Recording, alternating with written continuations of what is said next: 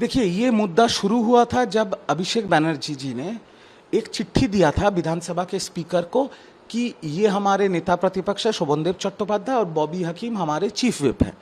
But उसमें कोई कानून फॉलो नहीं किया गया था। वही जो युवराज का जो एटीट्यूड है कि जो हम बोलेंगे वही होंगे, तो उसको वैसे ही उन्होंने किया और विधायकों का जो सिग्नेचर है उसको फर्जी तरीके से किया गया। उसके ऊपर अभी सीआईडी कार्रवाई कर रही है।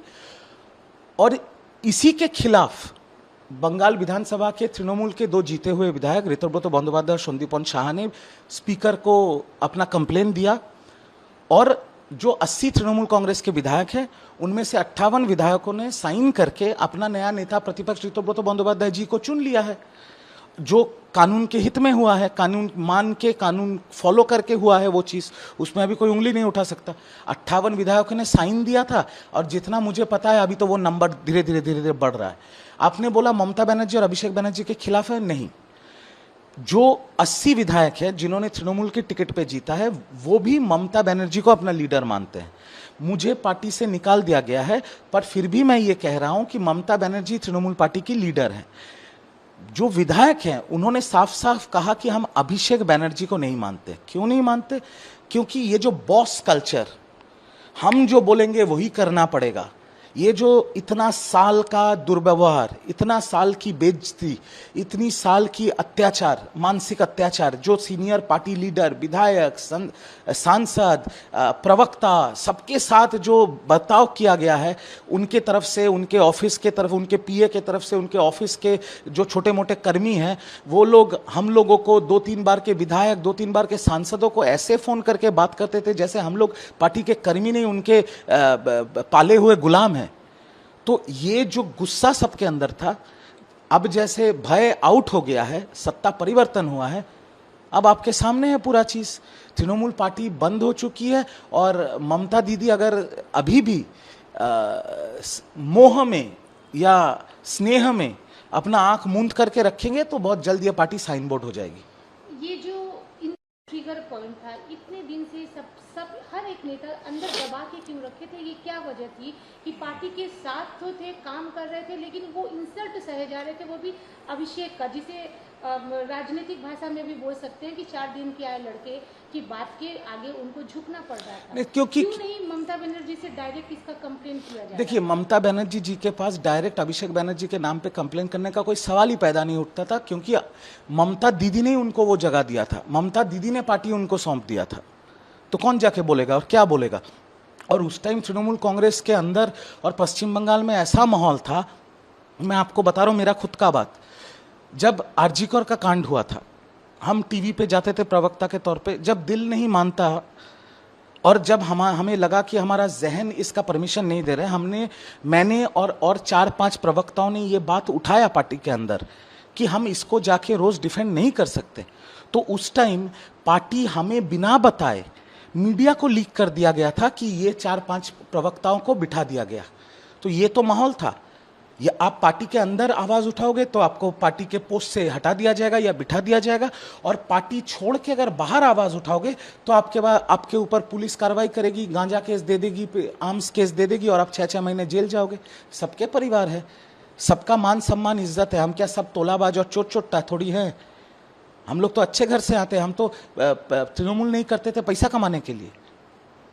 तो सबके ऊपर ये थ्रेट कल्चर चलता था तृणमूल कांग्रेस का कि अंदर बात करोगे और ज्यादा बात करोगे तो बिठा दिए जाओगे, और पार्टी छोड़ के ज्यादा बात करोगे या पार्टी के बाहर जाके मीडिया से ज्यादा बात करोगे तो तुम्हारे ऊपर पुलिस केस होगा, गांजा केस होगा, आर्म्स केस होगा। आप एएनआई मेरा बाइट ले रहे हैं। जब तृणमूल सत्ता में थी हम आपको बाइट दे सकते थे, एएनआई को बाइट दे सकते थे। एएनआई को ही तो बैन कर दिया था तृणमूल कांग्रेस ने, और तृणमूल कांग्रेस के सांसद वो क्विज मास्टर ने कि एएनआई को ही बाइट नहीं दे सकते हैं।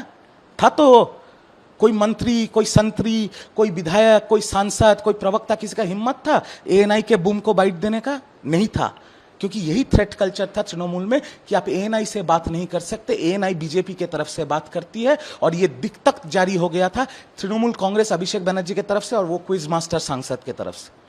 आज भय खत्म हो गया, लोगों को भरोसा मिला है, लोग एएनआई के सामने खोल के अपनी बात रख रहे हैं।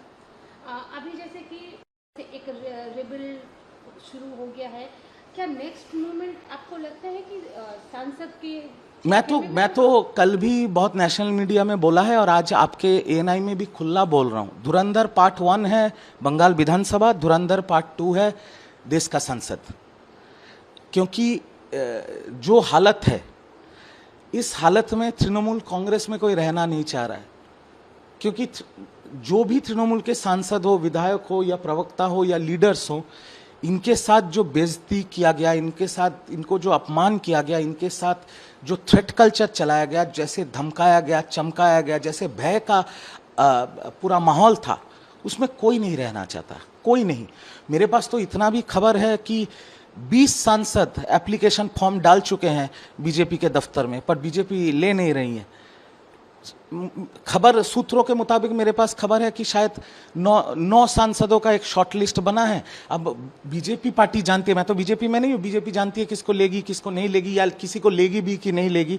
बट इतना है कि 20 सांसद ने एप्लीकेशन फॉर्म फिलअप करके रखा हुआ है, ये मेरे पास सूत्रों के मुताबिक खबर है। ममता बनर्जी जब भी किसी धरने पार्टी के जितने रिप्रेजेंटेटिव है, वो सांसद हो, विधायक हो, काउंसलर हो, चेयरमैन हो, मेयर हो या जो भी हो, हर कोई मंच पर बैठा रहता था दीदी के साथ। 2 दिन पहले भी दीदी ने एक धरना किया, हार के बाद वो पहला धरना था, कोई नहीं दिखा। गिने चुने विधायक और 1-2 सांसद दिखे उसमें।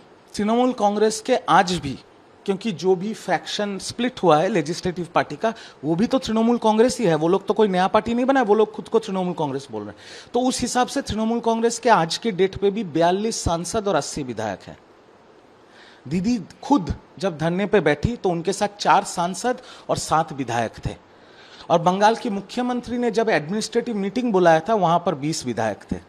तो ये क्या कहती है कि विधायक और सांसद अभी एक पार्टी जो इतने दिन से लोगों के साथ अन्याय किया है, हमने बहुत बार बातें उठाई, पर हम क्या कर सकते हैं, हम छोटे मोटे लोग हैं, उस पार्टी के साथ और कोई एसोसिएट नहीं करना चाह रही।